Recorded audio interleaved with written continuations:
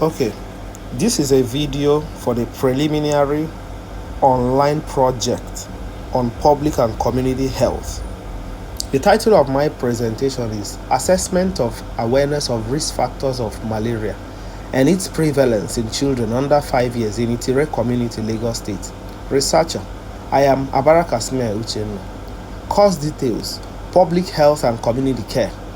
Introduction. In the Itire community of Lagos, Nigeria, malaria stands among the top 5 leading causes of morbidity and mortality in the adult and children population. It has been shown that practicable measures such as drainage channel desilting and distribution of insecticide-treated mosquito nets are effective approaches in reducing the incidence and prevalence of malaria. Background. Malaria is a significant health problem in Africa. Although both the young and adult population are always at risk, children and pregnant women are known to show higher vulnerability.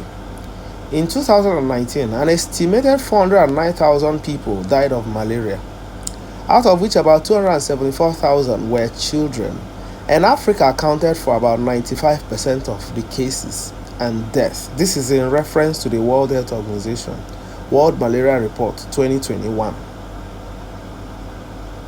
This study was aimed at determining the awareness level of the risk factors among adults and prevalence of malaria in children below 5 years in the study locality. Method.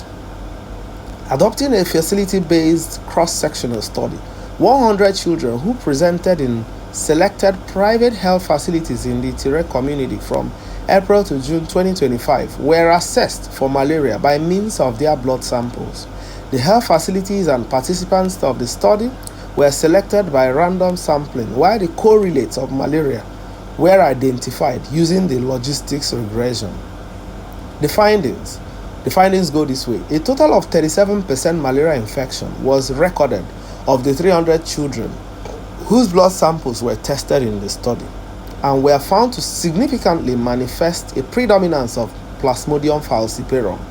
An interesting finding from the awareness study was that the majority of the adults, that's parents of the children, 80% of whom believed malaria was an airborne disease, predictably due to the age-long misconception from its name, malaria, that is bad air.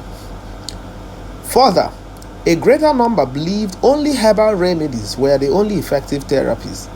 Only a tiny proportion, 15%, held the belief that the disease of malaria was vector-borne. Discussion.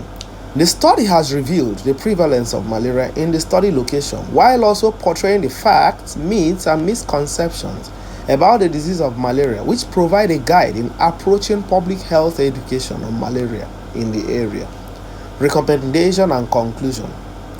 The study recommends that swift attention must be paid by all stakeholders, the government and non-governmental bodies alike, towards enlightening the residents of the study location about the risk factors and prevention approaches for malaria and to reduce the impact of the disease. This can easily be achieved by an improvement in budgetary allocation towards healthcare intervention. On this note, I come to the end of my presentation. Thank you for listening.